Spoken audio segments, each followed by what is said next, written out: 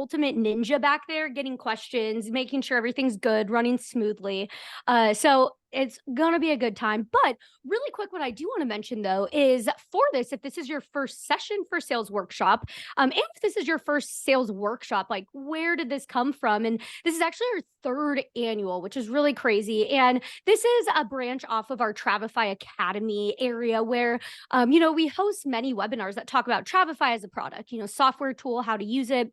But back in 2018, we started talking about, how can we provide educational value for you to help grow your business? Because if you succeed, we all succeed. So that's really where Travefy Academy was born. And Sales Workshop gives us a space to take, a few days out of the year to just say, okay, let's focus just on sales. So we get to have all these really cool sessions like this one that you're seeing today is going to be really impactful and helpful. So make sure though that you do check out all the sessions happening throughout the week. You'll want to register for each one individually. So make sure you do that. The other great thing is all of these are being recorded because we totally get it's extremely busy time. And you probably can't just take, 3 hours for the next few days out of your day. So if there's a session that you can't join or you have to hop off early, all of these sessions are being recorded and they'll actually be available on our webpage here shortly after. So I'll change these links to say watch recording, but like the one that we had earlier today, that actually is available to watch. So if you click into it, you'll be able to watch the recording of it. So it's really great that, you can watch that right away. And then we'll be able to provide all that additional content in that page. So great place that you can keep going to check everything out every day. Now, the next thing that I want to do is hand it on over here. So I'm going to stop sharing my screen, but I want to hand it over to Heather Parker, who thank you so much for spending the time. I'm really, really excited working with Heather to put together this session and just all the stuff. This going to be a lot of really great stuff. And as I mentioned, Bonnie mentioned earlier, those Q&A. So feel free to use that chat or Q&A panel if you think of questions as, she's presenting, and then we'll have time at the end to ask those questions as well. But I'm going to hand it over to Heather here from Bliss Travel Experiences, who's a travel advisor, and I'll let you just take it away and just share more about yourself in there.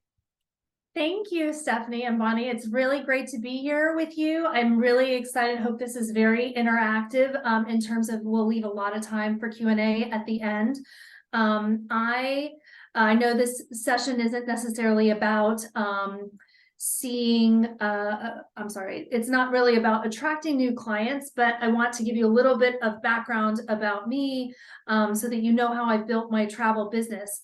I basically have been in travels for almost 10 years. I was in banking for about 20 years prior, still in the relationship sales business, which is why I think travel worked so well for me, because I was in a sales job where it was all about fostering relationships and building trust and then selling from that. And so I am with a host agency, a Virtuoso host agency.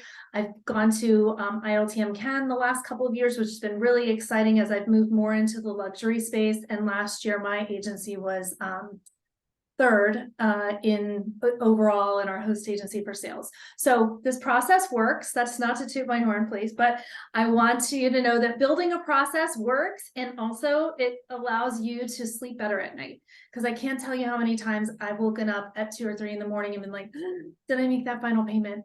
Or did I send out that, whatever it is with the documents? Did I update that transfer time?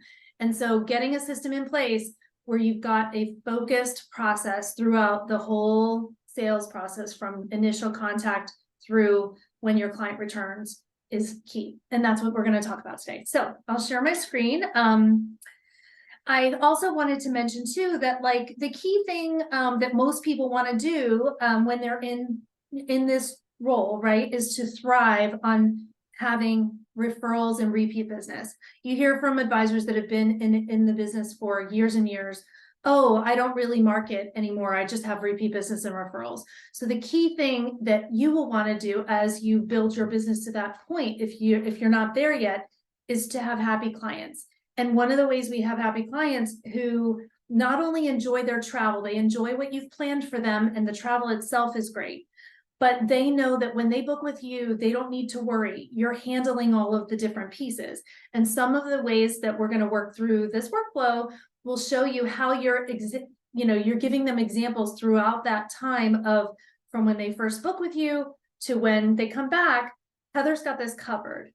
And that's what I think a good workflow allows your clients to know, is that you've got it covered. So the systems will help you to build that trust. So these are the main things that we're going to be talking through today. We'll start, we'll get into each of them, but just kind of starting on, why is it important? So why are you wanting to build these workflows, and why should you take the time to kind of put them into your business? Why do you need a sales process overall? One, your peace of mind. Talked a little bit about that, but when you have, when I started this business, I started out with like little pieces of kind of index cards. And each time I made a sale, I would make an index card for that trip and I'd staple it to the folder, and I had folders, and it was all like paper folders. This is 2014.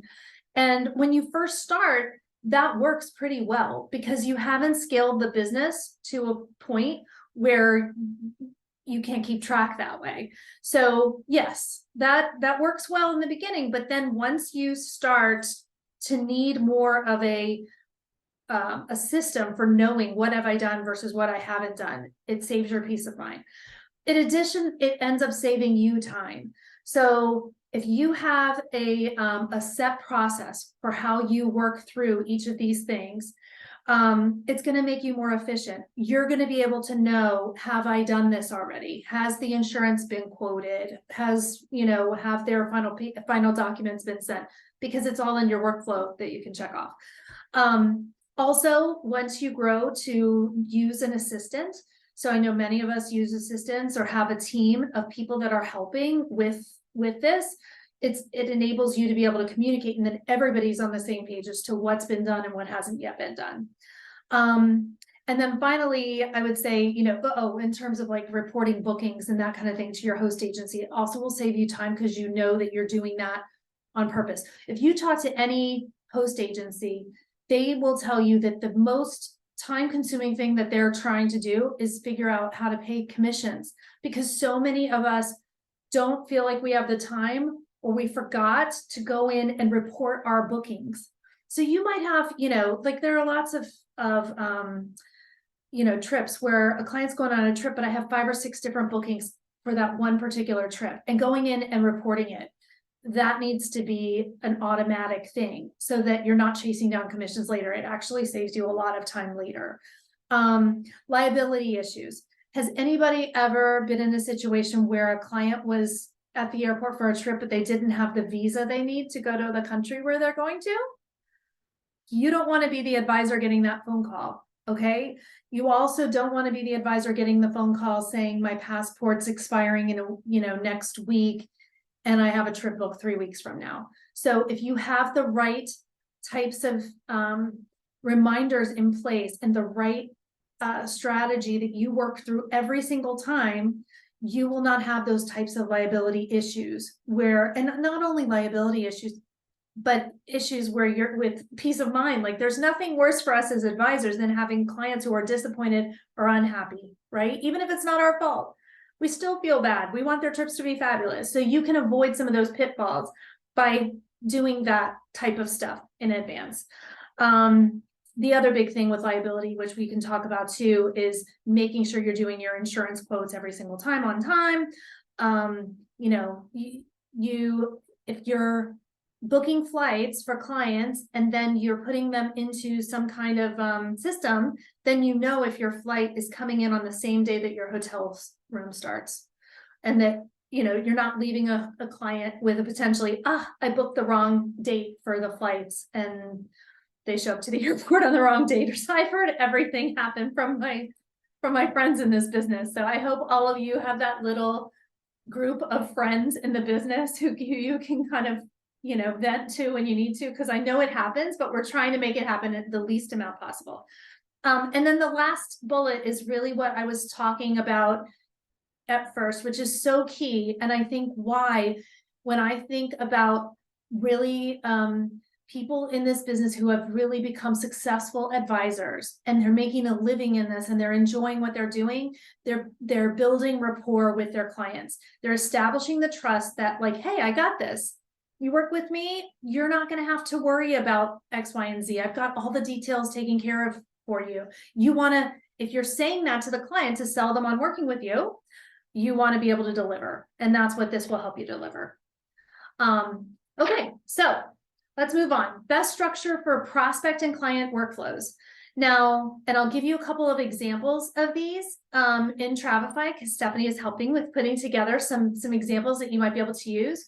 But you can do workflows in whatever system works for you. I mean, you can do everything from a piece of paper that you print out every time and stamp to a folder like I used to do, or you can do it really, make it a lot easier and have it as part of your Travefy or whatever system you're working with through CRM and workflows. But the key things are, I do a prospect. You want to start with a prospect workflow and a client workflow, two different things. Prospects are potential clients. These are not your clients yet because they haven't booked yet, but they're a prospect from the moment that they email you, Facebook message you, whatever, and say, I would like to talk about this trip, to the point where they put their deposit on the trip. That's the prospect workflow. And so we'll talk through kind of all the pieces of that. But what a workflow allows you to do with a prospect is to know, have we set up that call, that initial call to exchange ideas and get more information on the trip? After that call, have they paid my planning fee? After the planning fee, have I gotten them the proposal or the itinerary? And have I gotten feedback on that itinerary? Working through all those different steps, right? So when we talk about a workflow, it's working through all the steps. And in prospect, it's initial time that they reached out to you to getting them to deposit on that trip.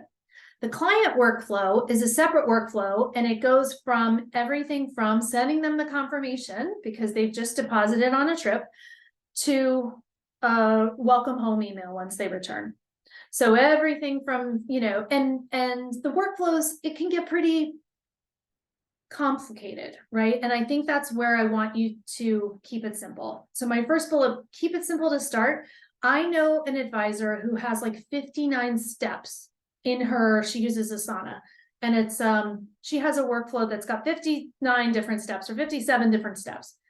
It doesn't have to be that complicated, okay? If you're starting from scratch and you don't have a system yet, don't let the perfection part of the system stop you from getting started. Keep it simple, okay? And you're going to be able to see, we're going to give you some ideas of, you can just take our workflows and, use them, delete what you, keep what you like, delete what you don't like, add some things that you want, etc. But keep it simple to start. You doesn't have to be perfect. That's kind of the biggest thing I see with issues is people just think, I got to have it perfect. So I'm going to wait until this date where I have 2 days to get it all set up in my system. Don't do that. Okay. Just get started, jump in. We went over why we have 2 separate workflows, customize and expanding. So once you have your prospect and client workflows, yeah, you can change things. So you can say for the client, you can say, I have a particular workflow for cruise clients. I have a particular workflow for Disney. If you're a Disney agent, you're going to have specific dates that are going to pop up for cruises or for Disney or for FITs or escorted tours that you're going to want to flow into that workflow. And it's different for every advisor, right? So you can customize and expand it once you got it working. But I would say initially have prospect and client and then expand it as you go to see what'll work best. So to show you what an example of a prospect task list might look like in Travefy, here is kind of action. You would want to go from action 1 all the way down to, to, however many you need. I think I have 7 in my prospect list. And when you see in here, it's funny, the 2.1 and 2.2, that's because I probably started with 5.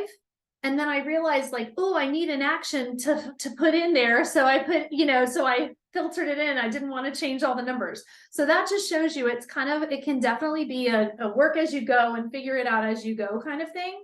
But my typical prospect task list would be, response to inquiry. I send them an email and I ask them to do a discovery call. Two, we hold a discovery call. And each of these what I would recommend is that you put a deadline on it. So you always have a reminder for that particular trip. We'll call them a trip, right? So any potential travel for this client, let's say they want to go to the Bahamas in December. So your trip is, holiday Bahamas. You are always going to have a reminder that's popping up to you for that trip. So the reminder initially might be on number 1, email, response to inquiry. And okay, you get that done, you check that off. I might set a reminder for a week from then. I send the email saying, hey, let's set up a call. I might set the reminder on number 2 for a week from now. If they haven't responded to me to set up that call, a week from now, I'll get a reminder saying like, Heather, reach back out to them and see if they want to set up a reminder call. And that flows through the whole thing. So, you've sent out your client profile update forms. They haven't gotten back to you. Well, then you send out and don't check it off until you've got it, right? So you want to send out your planning agreement. If you do planning fee, client profile forms, do the proposal, that feedback on the proposal, sending the final one, and then finally getting it booked. So that's just to give you an example of what a prospect task list looks like. The client task list, like I said, is going to be different. And the client task list is actually pretty cool because of we'll talk a little bit about automations and dates. But the key thing on the client task list is that you can usually set them up so that there are specific dates that will pull in as soon as you pull dates into your trip. So let's say you're a Bahamas winter client. They decided to book and it's December 26th through the 31st. You've got the deposit. Well, now you put those dates in for the trip. And typically in your workflow, for your client workflow, you're going to have certain things happening at 30 days prior to the trip, at 60 days prior to the trip, whether it's send them concierge recommendations for restaurants. That could be something. It could be, send a packing list for that destination. It could be the Bon Voyage email, which would go out 3 days before they leave. And all of those things can be tied to the trip dates. So as soon as you have trip dates, you can get things to tie in. And what I love about that is that those trip dates are other reminders for you, because I'm big on needing reminders to flow through to me to remind, I can't keep track of all of the travel that's happening, so I need those reminders to continually flow into me, say, oh, it's 60 days before this trip, I need to get together this, and this, or I need to reach out to their hotel in Italy and find out what restaurants are in that city, because, whatever the case may be. So those are what you'll end up seeing like more on the client workflows. Okay. So biggest hurdles. All right. Biggest hurdles people face: garbage in, garbage out. You may have heard that if you've ever worked in the corporate world, and they want you to start using, I remember back, I'm dating myself, I'm old, but back probably in maybe 2008, 2009, my bank wanted us to start using their CRM system. Okay. And they wanted to use this customer relationship management system and start putting all of our notes from our clients into that system. Why? So that if you're not there the next day, there's somebody on the team who can know what's happening with that client. Makes sense for a big company. Also makes sense for you as a sole individual person, right? But if you're only going to get out of it what you put into it. So garbage in, garbage out means that if you are not consistent about putting information into your system, whatever system you're using, multiple ways to do this, but whatever system you're using, from file folder to electronic system with Travefy or whatever, if you don't put in information consistently, you will not be able to rely on that system to give you the information you need. So if you don't reliably check off when you send your insurance quote, then you'll go to the Smith family who's going on a ski trip and look to see, did I send out the insurance quote? And there won't be anything in there. There won't be any comments in there. So you need to make sure that you're checking off the tasks, that you're commenting in there, and that so that you're not going to waste time going to search through email and everything else, right? So I don't have the time. That's the biggest hurdle people face. I don't have the time to start that. So start with the example workflows that we can give you. Start with those and then refine them as you go, right? I say it's often, when I've started with a new CRM system, for example, I've pulled in, my host agency uses one, I use a different one. I've switched hosts one time. So when I pulled in the information from my clients, but then it's all kind of in there, but it's not perfect, right? Well, you don't want to have I need to take a week off to get this all perfect. Maybe today you time block and set up a half an hour to get started on these workflows or whatever. And then the next time you have a new client, you get that workflow started. So you can start off with the things that you're working on and then kind of filter them in.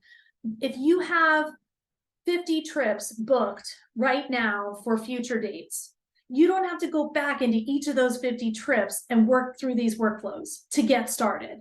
You can get started by saying, I'm going to do the workflow for each new trip I book starting today. And then I'll go back to those old ones and fill them in if I have time and when I have time. Okay. So it doesn't have to be perfect. We talked about that before. And if you put this off, it really can give you much more time without peace of mind. So I really will say, the biggest issues that people face where, E&O insurance, have you ever had to use E&O insurance? And people ask me that. I've used E&O insurance one time in the 9 years that I've been in business. And I accidentally booked 6 people's flights to Paris on like June 8th, and they were supposed to come back on June 18th. I booked them coming back on September 18th. No idea how I did it. I had a brain fart, right? I was using Trav at the time. I reviewed it. I sent it to them. They reviewed it, whatever. But I felt horrible because it was my mistake. And I wanted to make it right for the client. And it was about $300, $350, something per person to make the changes in the tickets. Thank God I realized it before their trip. So that's a situation where maybe you need to use E&O. What we want to do with workflows is, have this sales process following the same steps every time. If you are following the same steps for every trip, every time, and just checking things off, that will give you more peace of mind that you're not going to have that issue with the person where you didn't send them an insurance quote. And now they're coming back to you saying, why didn't you quote me insurance? Right? Or, my passport's not valid or whatever, because you have a task in your client workflow that says check passport expiration dates. So those are the kinds of things that you can put into your workflow that really, really help. Okay, we're almost finished here, and then we'll get to the questions. Creating efficiencies. Okay, you want to figure out, how are you collecting their client profile information? I used to do this with them writing it out and sending me a picture. So you can start from the bad place, right? That is not the best place. Okay, you don't want your client profile forms all over the place. I also will tell you, with the amount of travel that we do as advisors and that you hopefully can do, because hopefully you're in the business because you like traveling, you want to have things electronically. So figure out whatever system you're using, whatever CRM system, you need to be able to have client profile information. How are you collecting passports, addresses, birth dates? For the main traveler, for the other people in their family, all of that stuff. You have to have a process, okay? Automations, what's being sent every time depending on the date of the trip. Those are things like send out the restaurant recommendations, reach out on their electronic visa if they're going to Australia, or those types of things. Recheck passport dates, whatever it is. Those things can be sent out. Maybe those things can send you reminders at a certain amount of time, either before or after the trip. And an example of after the trip might be the welcome home message that you might send 3 days after they return from the trip. So all of these automations, you can set them up. I often hear that a lot of people have issues with automations. Like, I'm worried that the email will go out and I wouldn't have been able to check it beforehand. Most of the time I get a reminder and then I review the email before I send it out. So I'm one of those people who's just kind of, I don't know why I stress out about that, quite honestly, but I'm always worried, like, what if I didn't put the client's nickname in the nickname, field, and it gets sent out to William, but he really goes by Billy, and it looks completely impersonal. So if you're that type of person who really wants to review it all, you can review it all, but you still have those automated dates popping up showing you like, okay, it's time to do this for this client. Repetition. Start thinking about how many things, start taking notes immediately on how many things are you doing over and over and over and over again, so that you can develop a system to make those repetitive tasks much easier. If you can create a template very easily to do things from, somebody hasn't purchased insurance and you have a template email that says, hi, I've seen you haven't purchased insurance. That's completely up to you. I need to know in writing if you decide not to purchase insurance, and these are the couple of reasons why most clients feel it's important, period. You have that particular template and you send that every time you're doing the check, 30 days before, these people still haven't purchased insurance, and it's a 30-second thing to send that email instead of oh God, I'm putting it off. It's on my list. I didn't get to it today. And by the time it's gotten pushed off on your list 5 times, you probably spent 30 minutes doing something that could have taken you 30 seconds. So the repetitive stuff, it really will help with efficiency. And then assistants, being able to coordinate on tasks once you get to having an assistant is really key. And just know you can improve over time. Like my emails that I sent to people when I first started were typically were kind of boring. They didn't have any pictures in them or anything like that. And now I have they look a lot nicer. There's a picture with getting ready for your trip or packing list or whatever. It looks nicer. I didn't start that way. So just going back to that, doesn't have to be perfect to get started. You want to pretty it up and make it look really nice, you can, but that can be something that's kind of done in phases. It doesn't have to be there at the start. And let's see. So monitoring and adjusting while needed. This is our last piece. And the biggest issue I see with travel advisors is saying they will do it someday and not getting started, wanting it to be perfect, not time blocking. If you are having a really hard time getting this started, put an hour appointment on your calendar and pretend it's a client. Say it's like I'm in a Zoom call with a prospective client who wants to spend X amount of dollars going to Italy. I would definitely give them my full undivided attention. So put that on your calendar and give yourself the full undivided attention and just get it done.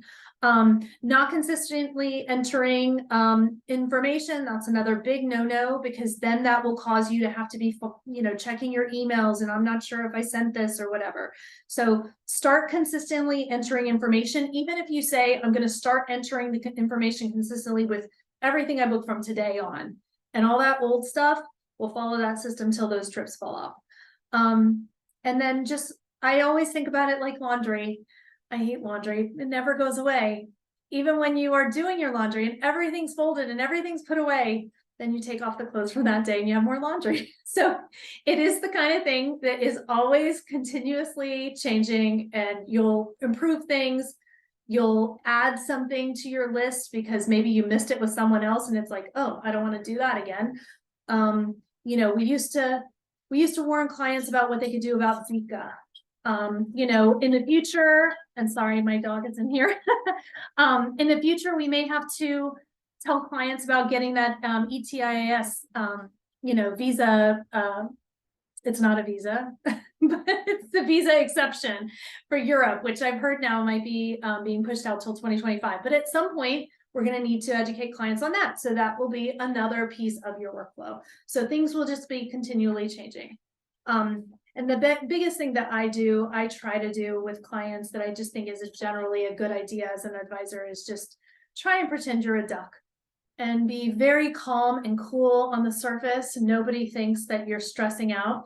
And then everybody knows that we're flapping like mad underneath the surface, just like a duck, because we got to get, this done and that done and everything else. So just even when things are super stressful, we've made it through the pandemic, people. We can make it through anything at this point. So just keep calm on the outside, and then just, you know, get where you need to go underneath where nobody can see you.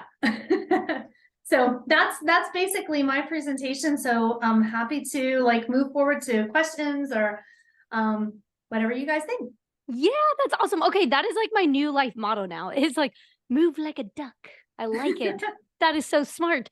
I did really quick. So I'm gonna before we dive into questions, I did want to share my screen here really quick because so first of all, thank you so much, Heather, for sharing this task list. I already saw some people like, this is golden, this is awesome.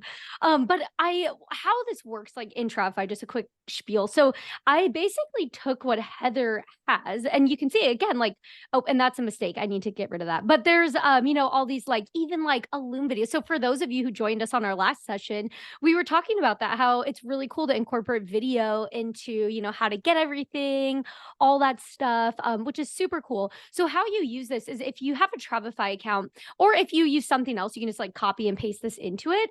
But basically with Travefy, you can just click copy to itinerary, or sorry, to library.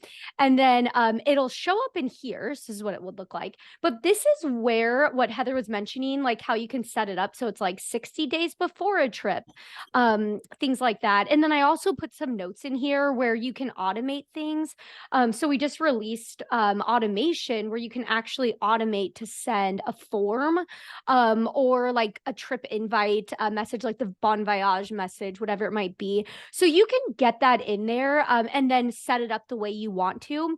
A quick tip I was going to mention too, that when you do get this in there, if you want to copy it, you can go ahead and just copy it. And then that way you can start working and crafting it the way you want, or like maybe your travelers are going on a cruise, so the workflow's a little differently, you know, things like just like what Heather said. So if there's any questions though, feel free to ask us again, because we have Bonnie back there who is a support guru who can help with that. But that's just really cool. I'm so excited, Heather, that you could share that with us, because that's really cool and helps visualize it. And then again, you don't miss a beat, which is like the most important thing. So really, really cool. So thank you so much again for that. So I just want to share that really quick.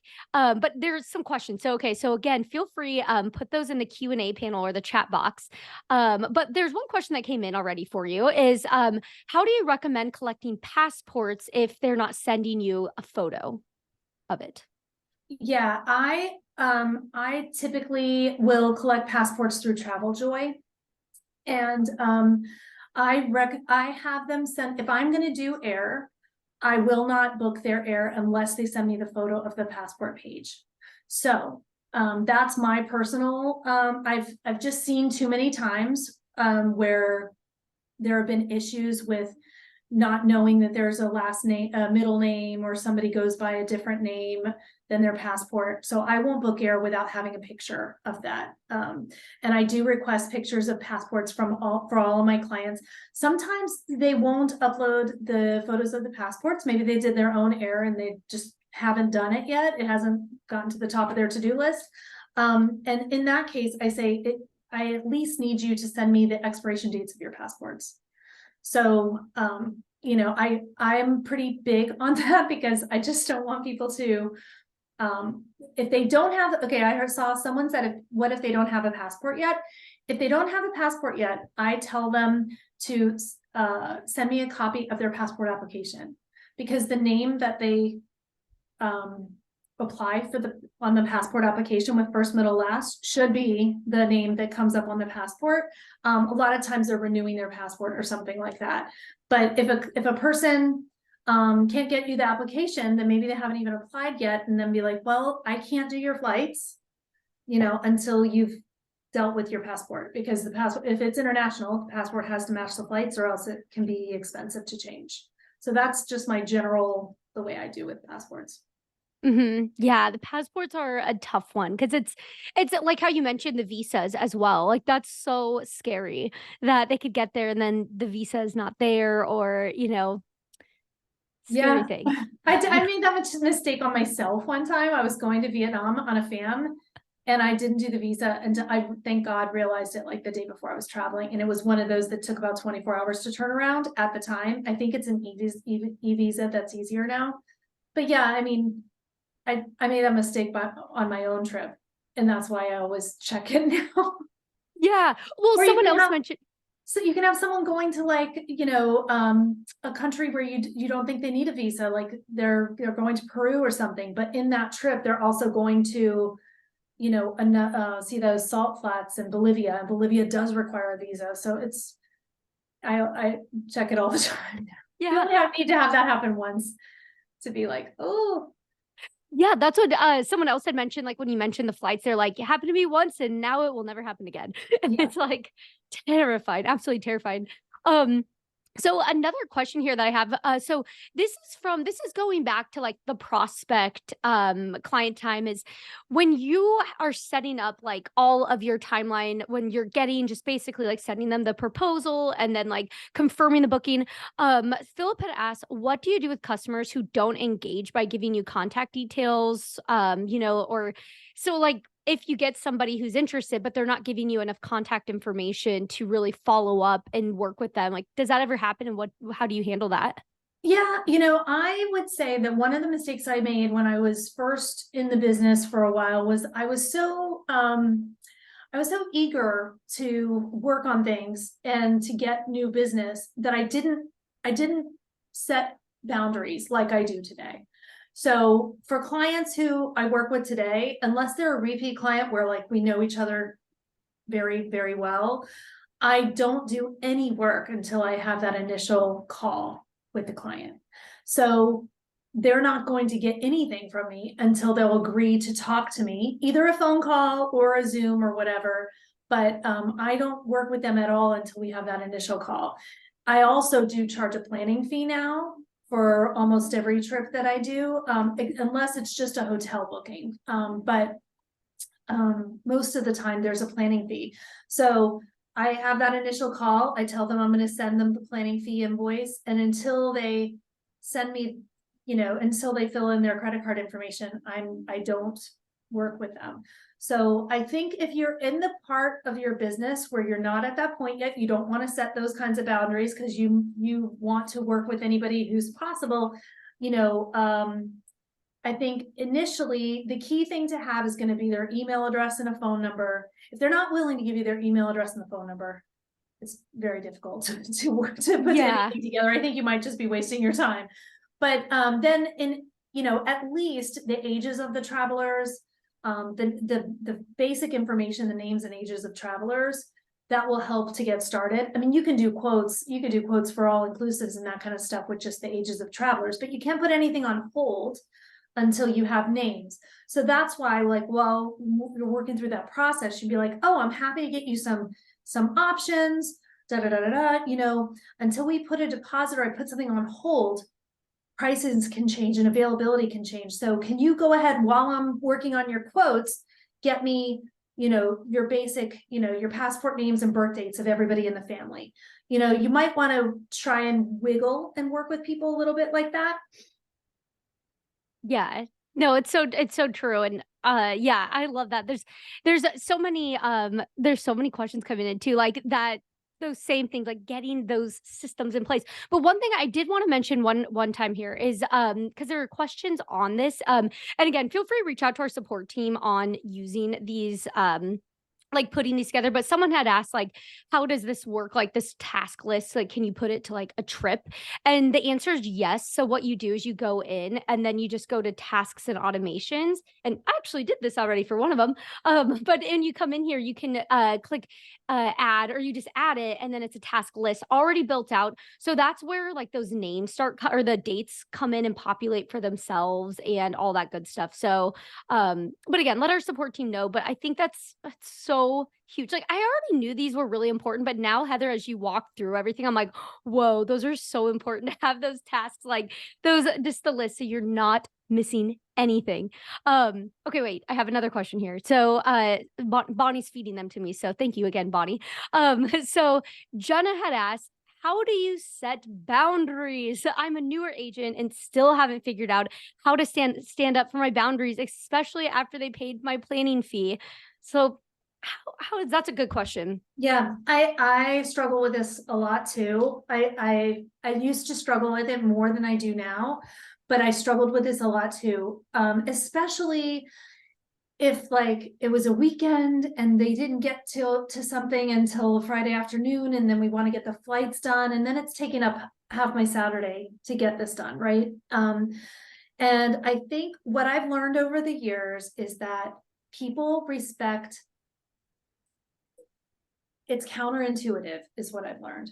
We think when we want to get new clients and want them to work with us, that the more available we are and the more willing we are to bend over backwards and do things exactly how they want, that they'll want to work with us more. That's not true. That's a lie we're telling ourselves. Because what I have found is that clients treat you as a professional when you do set the boundaries, that this is the way I work. So if you think about, like before the pandemic, a lot of my friends and colleagues didn't charge fees. I only charged fees for certain types of FITs. And then the pandemic happened, and then we lost everything, right? If you hadn't charged an upfront fee, you were just hoping to get all of your clients' money back for them in a credit, or sometimes, you know, a refund if you were lucky or whatever. But you personally weren't getting paid anything, no commissions, nothing. And that caused a lot of our mindsets to change on, hey, my work is worth something. Even if this trip cancels, or, you know, for whatever reason they decide they're going to change it to another time and they back out after I've done a whole lot of work, I deserve to get paid something on the front end, right? So when you start charging fees, people value you more. The types of people who are booking the trips that are in your, let's say your sweet spot, you want to book $5,000 to $10,000 trips to the Caribbean and Mexico, right? That's your sweet spot right now. Well, your sweet spot in a couple of years will likely be, I want to grow those trips to a higher amount. And maybe what I'm telling you is just honestly, the types of people who are booking those 15, 20,000 plus travel, they will feel nervous. Why aren't they charging a fee?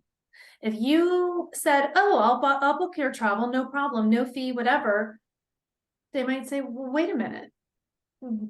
Maybe this person isn't as good at what they do as I thought they were, because they're not getting paid for their time. And they may have been with another agent in Signature or Virtuoso or name your pick, whatever, that did charge fees. And so instead of the general mindset really is that, like, well, if they, you know, can work with me and I don't charge a fee, or they can work with somebody else. I think that's the thing, that they'll go work with somebody else because then they don't have to pay a fee. What people generally are finding now, especially in the luxury travel space, is that you get what you pay for. So there are people who are very, very willing to pay, you know, for a fee, a planning fee for you to work for them and to respect your time. And that respect for time goes into that boundaries question, and setting the boundaries with people to say, you know, my office hours are X to Y. You know, I work, you know, Monday through Friday, 9 to 5, that's my standard business hours. And outside of that, I work on appointment. No problem. That's setting boundaries. And actually they see you as more of a professional than, I'll take your call no matter when. You can text me on my phone while I'm at my kid's soccer game and I'm going to be responding to you. You can definitely set boundaries. I'm here to tell you, 9 years in, I know a lot of successful advisors, and you can definitely set boundaries and build a really great business. And from what I've found, it actually works the opposite way. But the more that I say, I am fully, you know, my backlog is full, I can't take on new trip planning for 2 or 3 weeks, more people want me to make exceptions and work with them. So I'm telling people, I can't even talk to you for 2 weeks. And people are like, please talk to me. We want to do, you know, Christmas travel. And at this point, for example, like holiday travel 2023, I'm pretty much telling people like, I can't do it. Well, that actually, I'm hopefully setting those boundaries and training them to work with me, you know, earlier than October for next year's holiday. That's a good place to be. I know it's like, "Oh, sorry, I can't," but I feel like a lot of advisors doing that too, though, like sending it in. Also, by the way, we hit a big spot for everybody because fees now, lots of things coming in. Okay. Someone said, "Stephanie, record this so all of us can use this as a reminder." Yes, it is recorded. Someone else had said they've had several clients actually tell them they're happy to see that they charge a fee because it's a mutual commitment, which is exactly what you said. Like it really does matter. So, okay, I got some fee questions here for you. Is what well I know there's a lot of different ways, and also actually one caveat I'm going to say is we have webinar that we did earlier this year on fees, and I'm going to share that because it really helps, because we basically took different advisor fees, because there's a lot of different fee structures that you could decide to do, and I think it's helpful to see different various ones. But Heather, what does your fee structure like look like? How does it Yeah. work? So I will put my website in the chat. But you're free to look at my website. My website shows kind of a frequently asked questions like how to work with Heather page. And it's general in that it says, these types of trips, fees start at this amount. So like for FITs, mainly like Europe customized, I do a ton of that, but anything that's customized with multiple destinations, it starts at $395. And then goes up from there. With a trip like if somebody knows where they want to go, so they're like, we want to go back to Baha Mar to the Grand Hyatt this holiday. Okay, great. Yeah, I have amenities there, no problem. I'll look for the rates and I'll quote you. I'm not going to charge a fee if they know already where they want to go. But if they say, we want to go somewhere in the Caribbean these days, this general budget, that's like $195 fee. So I do charge fees. Every time you say you charge fees, just know you are the boss of your own business. So if you want to waive a fee or you want to give a discount because they are a good client, you can do that. But it's always nice, even if you're waiving someone's fee because they booked 2 trips with you last year, at least they know, like, I have a fee and I'm waiving it for you. You want to say I'm waiving your fee, you want to kind of get the goodwill that you're trying to give away. I think a lot of times is we try and give away things when we shouldn't. And the other thing about boundaries, I know that person asked the question about you find it hard to set boundaries, especially after you've collected a fee. Just know that even though I've put a retainer down with an attorney for $15,000, $20,000 and paid their retainer, I don't have full access to that attorney at any time I want to contact them. There are still rules of engagement, right? And for anybody, I know there's a Facebook group for the Travefy Academy, and anybody can get in touch with me, but I'm happy to share.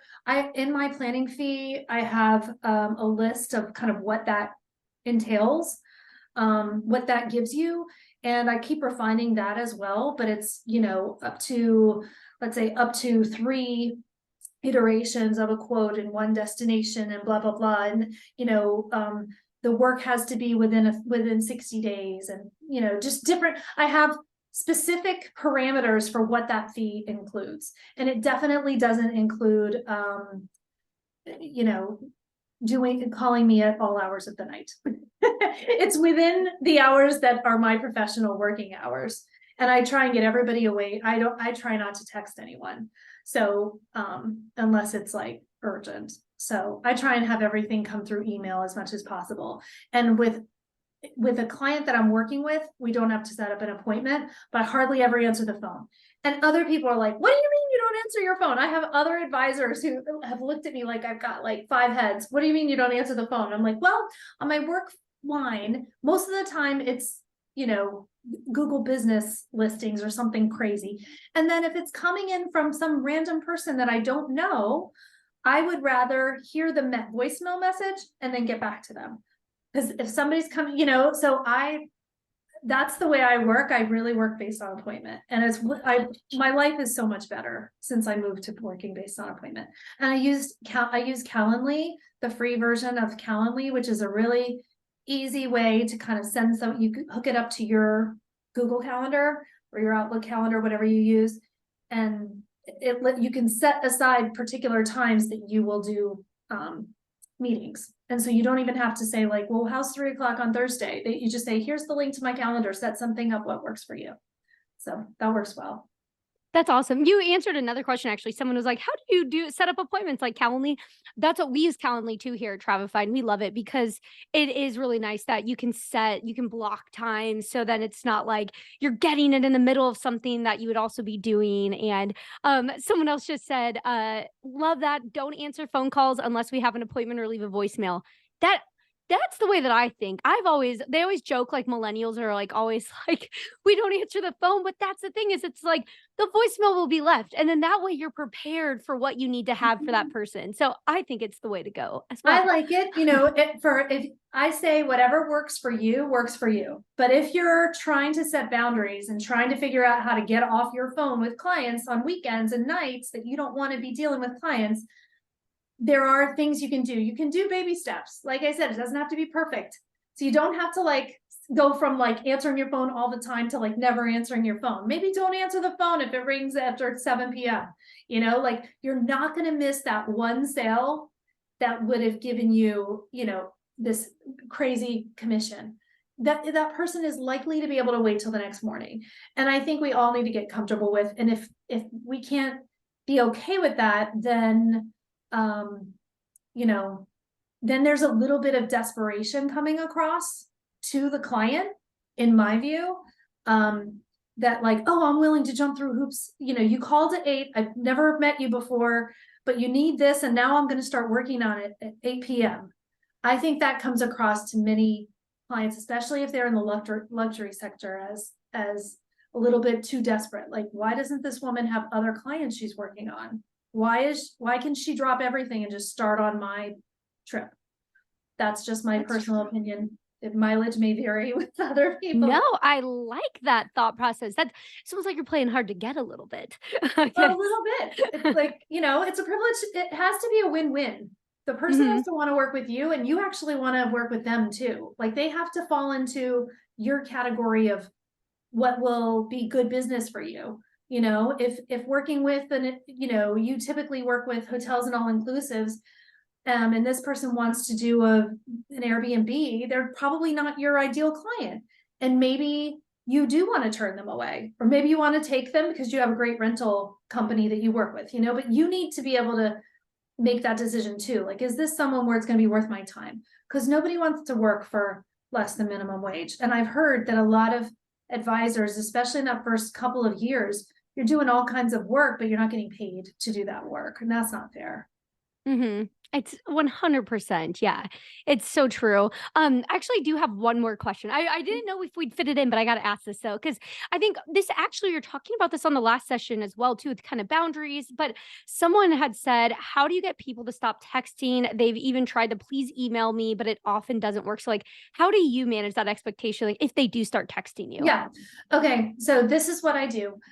If a client starts texting me, I screenshot the text and forward it. If I'm at work, I reply to their text from my email. I don't reply to the text.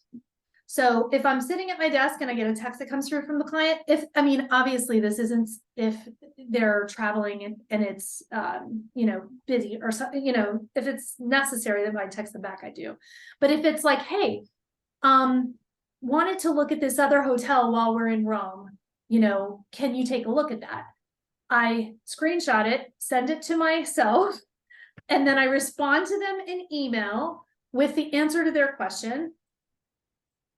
And I definitely don't respond unless they're traveling. I do not respond on a weekend or in the evening, period. Because if you respond, it's kind of like putting on your out of office, but then you're responding while your out of office is on. People know, like, yeah, she's out of office, but she still got me. So, you're teaching people how to treat you, kind of thing. So I try to move the conversation to email. And some people are just really big into text, and if some people are really big into text and they're worth it to you as a client to like deal with them in text, that's one thing. But I feel like I have a lot less paper trail for me to go back and see what happened if something goes wrong and I have to say, what did she say about what kind of bed she wanted, or did she want an aisle seat or a window seat? I feel like I have a much better paper trail if I'm dealing with it in email and I've got it in my systems. So I'll often blame it on myself and not on them. So I'm not going to say, hey, can you please email me? And I don't like to work with text. I will say, hi, I forwarded your text to my email. I want to make sure that I keep track of all the details on your trip, and that makes it so much easier for me. So look out for an email with my response. So I'll say it like that, which is telling them like, I don't want to miss stuff that you need me to remember. And I think that works. I think that works pretty well. Yeah, I like Definitely. that. I think that works too. And it is like you still have the flexibility. Like if you're like, if this client, I need to just go ahead and, work with them this way. Like I have to, Always I just feel like I'm exceptions. going. Yeah, there Yeah. are always exceptions for those people who are either paying you too much money or they love texting and it's just their thing. There are always exceptions you can make, but just those are exceptions to the rule, not the rule, you know? Yeah. Oh, this is awesome. Oh my gosh, we could be here like for an hour just asking you questions. It is full of so much awesome knowledge. So thank you. But I do want to mention, we've said this before because I know, especially now, getting into fees. Oh, that's always a hot topic. And it's really a fun topic of seeing what everyone does, like the questions they have. But let's keep the conversation going on our Facebook group. So if you go over to our Facebook group, and Bonnie will put it in the chat, the link if you're not part of it. And then there'll be like a graphic with Heather's face on it. So you'll know that's for this session. And then that way we can just keep the conversation going. And I also will put those workflows in there again too. So if you do have any questions like, how do I get this in Travefy? You know how that works. Like we'll help you out Yeah, with and that. I So it'll can be update cool. it. I saw a couple people asked about my, like where my fees are on my website. I can put that, Oh yeah. I'll definitely put a link to that.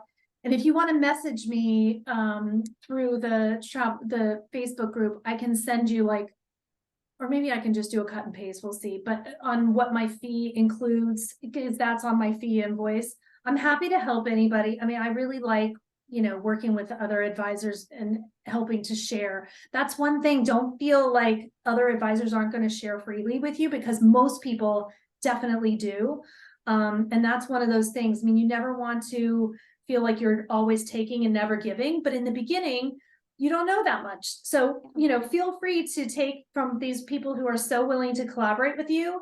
And then, one day you'll be able to return, pay it forward. So Yeah, I love that. That's so great. That's so awesome. And that's why it's just so great to have these communities like this Facebook group. And maybe you have another group that work with the communities, and we're all here for each other. I love it. It's so awesome. So thank you so much again, Heather.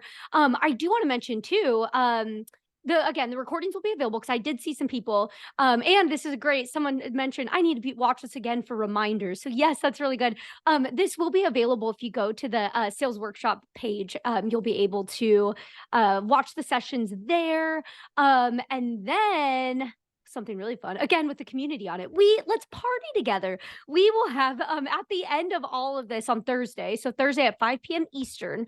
Bonnie and I will be hosting Travel Trivia Happy Hour, which we love. It's just always a good time. So get excited for that. Register for that, and we'll hope to see you there. But for the next session coming up, we still have one more today, and we're going to pivot into the social media world, which will be really awesome. So join us there at 4 p.m. Eastern. We will have that. But again, you can watch all those recordings on our website, and we'll keep the convo going, on Facebook. But I just want to thank you so much again, Heather. This was awesome, and appreciate you taking the time to share all of this stuff with us.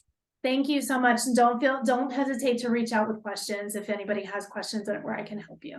That's I'll awesome. answer in business hours only. I'm kidding. That's true. Business hours only. And if you text, it's going to be a screenshot sent through email so you can see the process. I love it. Well, thank Thank you so you. much, and enjoy the rest of your day, everyone. And maybe we'll see you again here in very couple hours here. Thank you. Bye, See everybody. ya.